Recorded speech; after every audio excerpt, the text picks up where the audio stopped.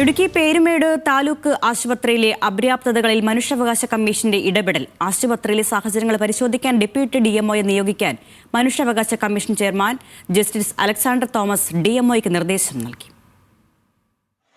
ഡോക്ടർമാർ, നഴ്സുമാർ, പാരാമെഡിക്കൽ ജീവനക്കാർ, മിനിസ്റ്റീരിയൽ ജീവനക്കാർ തുടങ്ങി സർക്കാർ അനുവദിച്ചിട്ടുള്ള തസ്തികകളിലെ ജീവനക്കാരുടെ അപര്യാപ്തത, ഒഴിവുള്ള തസ്തികകൾ എത്ര, അടിസ്ഥാന സൗകര്യങ്ങളുടെ അപര്യാപ്തത എന്നിവയുടെ വിശദമായ റിപ്പോർട്ട് ഡെപ്യൂട്ടി ഡിഎംഒ ജില്ലാ മെഡിക്കൽ ഓഫീസർക്ക് സമർപ്പിക്കണമെന്ന നിർദ്ദേശമാണ് മനുഷ്യാവകാശ കമ്മീഷൻ അധ്യക്ഷൻ നൽകിയത്.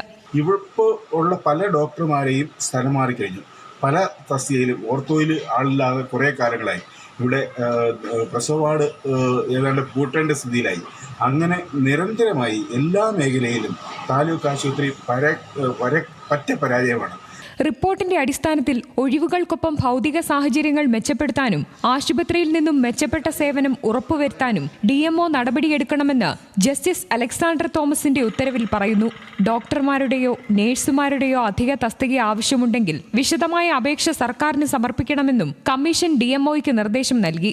2 മാസത്തിനകം നടപടികൾ പൂർത്തിയാക്കണമെന്നും കമ്മീഷൻ ആവശ്യപ്പെട്ടു. പീരുമേട് താലൂക്ക് ആശുപത്രിയിൽ നിർമ്മാണ ജോലികൾ പൂർത്തിയാകുന്നതോടെ ഓപ്പറേഷൻ തിയേറ്ററും കൂടുതൽ കിടക്കകളോടുകൂടിയ വാർഡുകളും പ്രവർത്തനം തുടങ്ങുമെന്ന് ഡയറക്ടർ നേരത്തെ കമ്മീഷനെ അറിയിച്ചിരുന്നു. എന്നാൽ ആശുപത്രി ആരംഭിച്ച കാലത്തുള്ള 54 കിടക്കകളാണ് ഇപ്പോഴുള്ളത്.